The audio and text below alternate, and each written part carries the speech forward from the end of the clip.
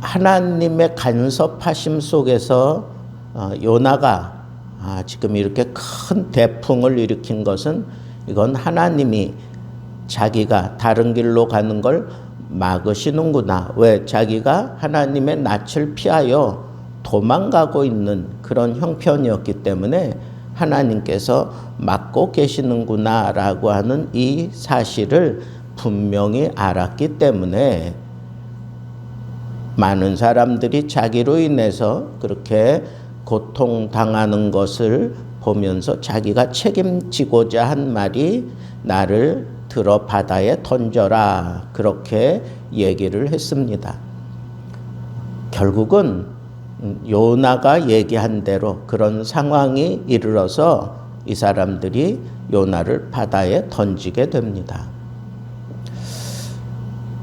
요나의 대쪽 같은 이 성격을 하나님이 잘 알고 계셨던 것 같아요. 여러분, 바다에 던지면 그것도 성남 파도가 그냥 막 파고를 높이며 으름장을 놓고 있는 그런 상황에 사람을 던진다는 것은, 그것도 바다 한가운데에서 이런 상황이 벌어졌다고 하면 그 사람은 그냥 죽는 거예요. 그가 표현한 것을, 기도 가운데 표현한 거 보면 바다 저 밑으로 내려가서 거기서 만질 수 있는 그런 해초나 그런 여러 가지 상황들을 얘기하는 거 보면 이 물고기가 준비하고 있다가 와서 요나를 삼킨 것입니다.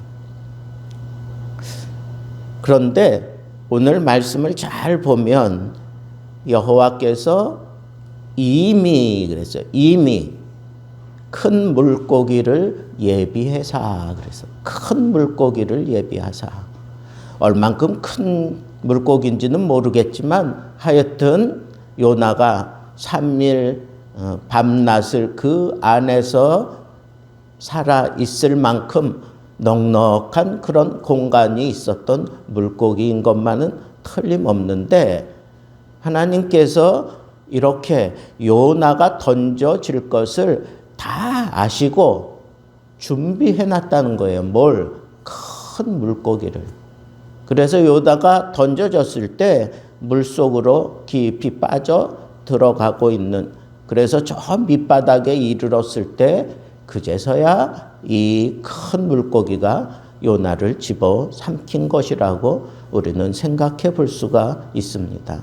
자, 그런데 여기 보면 요나의 그 대쪽 같은 성격, 그리고 어쩔 수 없이 그가 또 물속에 던져질 것을 아셨던 하나님께서 큰 물고기를 준비해서 요나를 집어 삼켜서 요나를 살려내고 있는 그런 하나님의 모습을 우리가 보는 것입니다. 저는 이런 상황들을 이렇게 가만히 생각해 볼 때, 하나님은 하나님의 뜻을 이루어 가기 위해서는 아주 세세하게 준비하시고 또 하나님이 특별한 그런 간섭을 통하여 이 모든 일들을 다루어 가시는구나. 그걸 큰 의미에서 보면 우리 신학적인 용어로 섭리, 하나님의 섭리라고 그렇게 표현할 수 있습니다. 요나의 경우는 하나님의 특별한 간섭하심을 통한 섭리를 보여주신 거죠. 왜 하나님께서 이렇게 특별히 요나에게 이렇게 특별한 간섭을 하여 그 죽음에 이른 요나를 살려내실까요? 왜 그럴까요? 그것은 하나님이 쓰셔야 되겠기 때문에 그런 거예요. 하나님이 요나를 쓰셔야 되겠기 때문에 하나님께서 이런 놀라운 간섭을 보여주신 겁니다. 초자연적인 간섭을 통해서 요나를 그렇게 붙드신 거지요. 그냥 바다에 빠져서 죽을 수밖에 없는 게 인생인데 하나님께서는 큰 물고기를 준비해서 그 물속에서도 생명을 유지할 수 있도록 하나님이 특별하게 간섭하신 거다라고 우리는 생각을 해야 되는데, 왜? 하나님이 요나를 쓰셔야 되겠기 때문에 그렇습니다. 하나님의 목적에 이 요나가 필요했기 때문에 하나님께서 이렇게 특별하게 간섭하셨는데, 아주 세밀하게, 아주 세세하게 하나님이 이미 예비하사 그랬어요. 이미 예비하사. 요나가 그럴 것을 다 아시고 이미 예비하사. 이 이미 속에는 그 요나의 그 성품, 요나가 그렇게 객기 아닌 객기 부릴 것, 이런 거 하나님이 다 아셨으니까 이미라고 하는 단어가 그렇게 등장할 수밖에 없는 것이죠.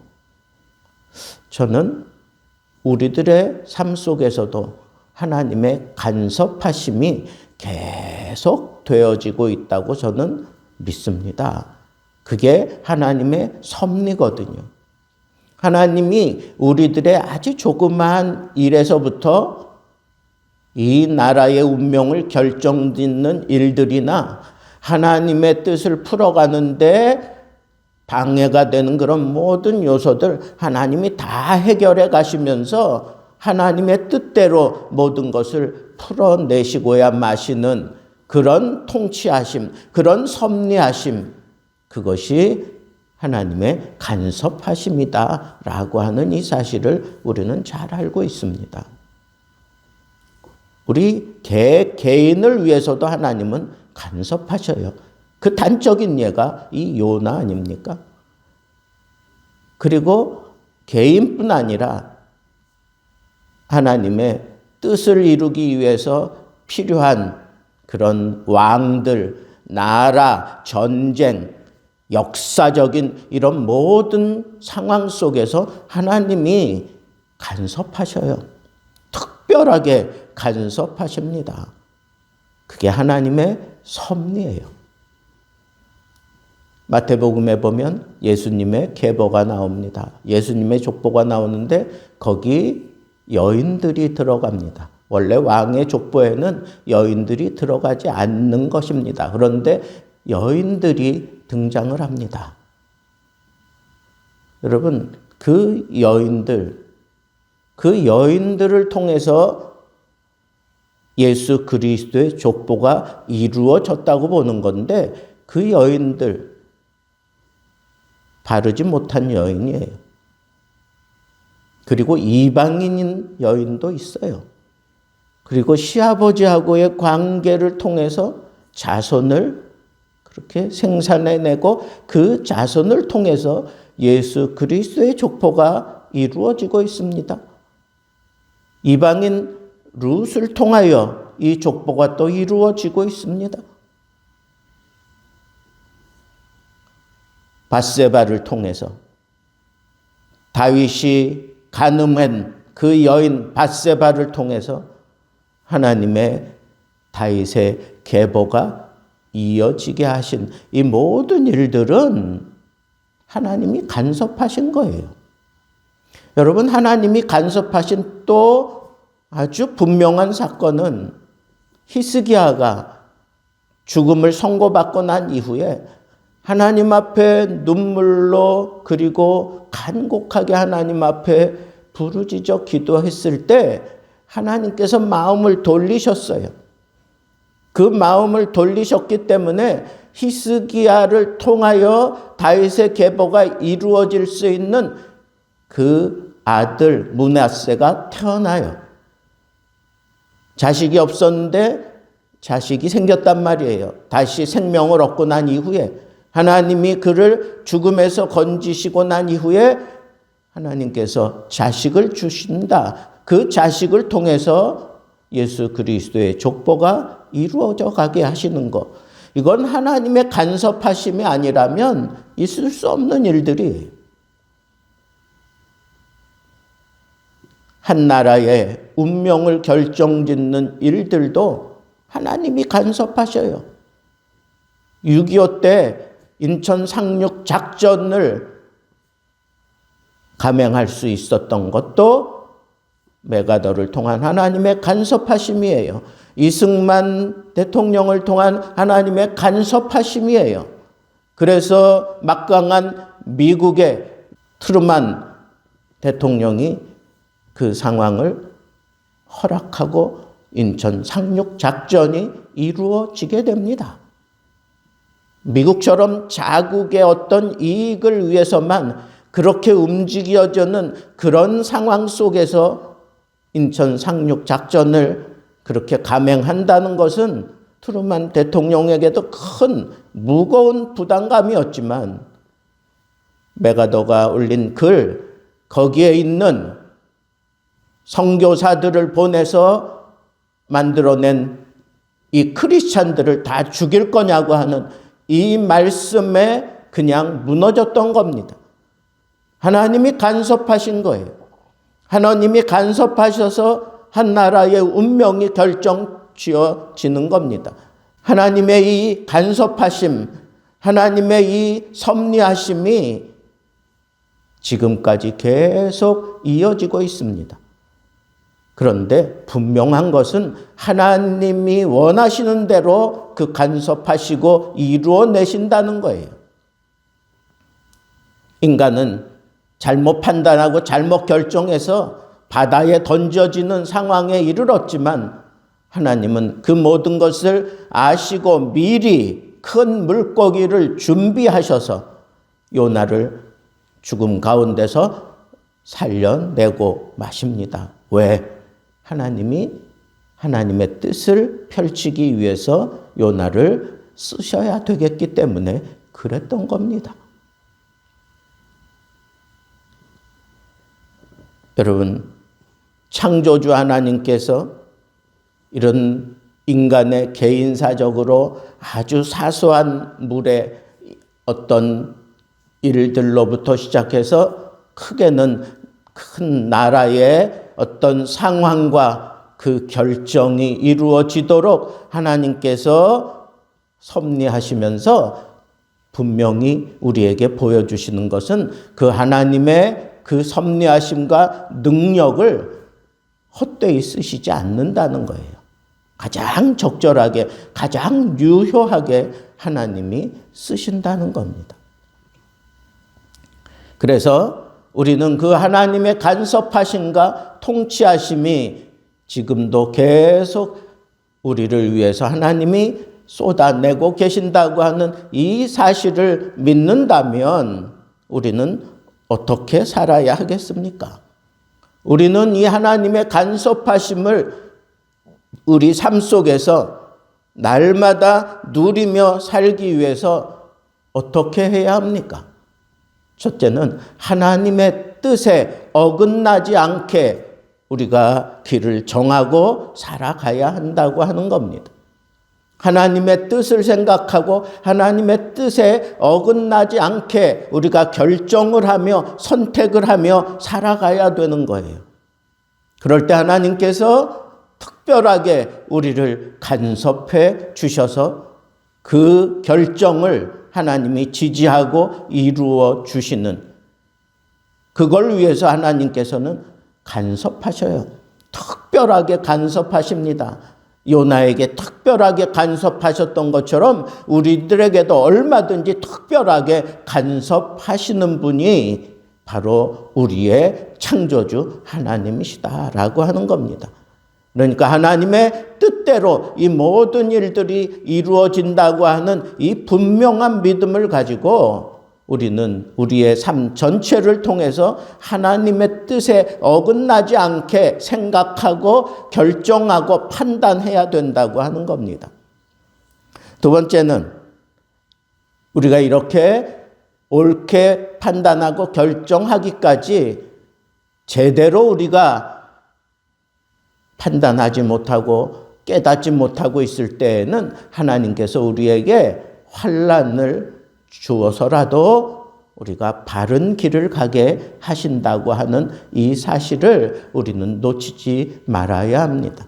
예루살렘 교회가 자기 몸집만 키우고 있을 때 하나님께서는 그 예루살렘 교회에 박해가 임하게 하셔서 모든 성도들이 뿔뿔이 흩어지는, 그러나 흩어지면서 이미 가슴에 담아둔 그 복음을 들고 나아가서 가는 곳마다 그리스도를 증거하고 복음을 증거하고 교회를 세우는 그런 놀라운 역사를 이루다가 마침내 안디옥 교회가 예루살렘으로부터 흩어져 들어온 많은 교사들, 선지자들을, 말씀 사역자들을 함께 포용하더니 마침내 바울과 실라를 통한, 바울과 바나바를 통한 이런 놀라운 세계 선교의 장을 열게 되었던 이런 놀라운 일들도 하나님의 간섭하심 속에서 이루어졌는데, 그 환난과 그 모든 핍박, 그 모든 고난, 이게 다 하나님의 간섭하심 속에서 우리에게 주어지는 것을 생각하며 내가 하나님의 뜻에서 어긋나 있지 않나, 또 내가 이 고난을 견뎌내면 마침내 하나님께서 하나님의 뜻을 위하여 나를 새롭게 하시고 붙들고 쓰신다고 하는 이런 믿음을 우리가 고추 세우면서 하나님의 간섭하심에 순순히 응하며 따라가야 한다 하는 겁니다.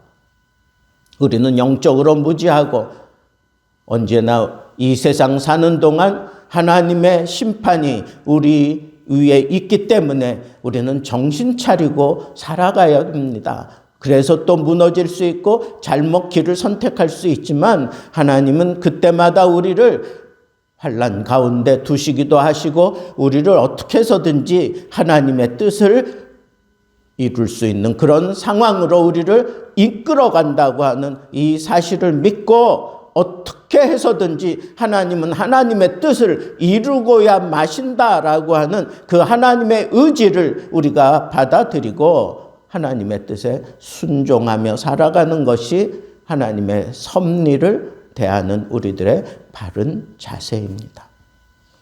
결론적으로 하나님의 이 간섭하심이 나에게도 있다고 하는 이 사실을 명심하시고 하나님은 어떻게 해서든지 하나님이 하나님의 뜻을 위하여 쓰시고자 한다면 큰 물고기를 준비했다가 죽지 못하게 하는, 그리고 다시 살려내고 하나님 앞에 다시 세우시고 그리고 다시 두 번째 명령을 하셔서 그로 하여금 니느웨로 가게 만드시는 그런 강한 하나님의 의지를 우리 삶 속에서 느낄 수 있는 영적인 민감함이 우리에게 꼭 필요하다고 하는 이 사실을 여러분들이 잘 생각하시고 오늘도 하나님의 간섭하심 속에서 평안하고 그리고 어떻게 해서든지 하나님의 뜻을 이루며 살아가는 지혜로운 하나님의 사람들 되기를 우리 주님의 이름으로 축복합니다.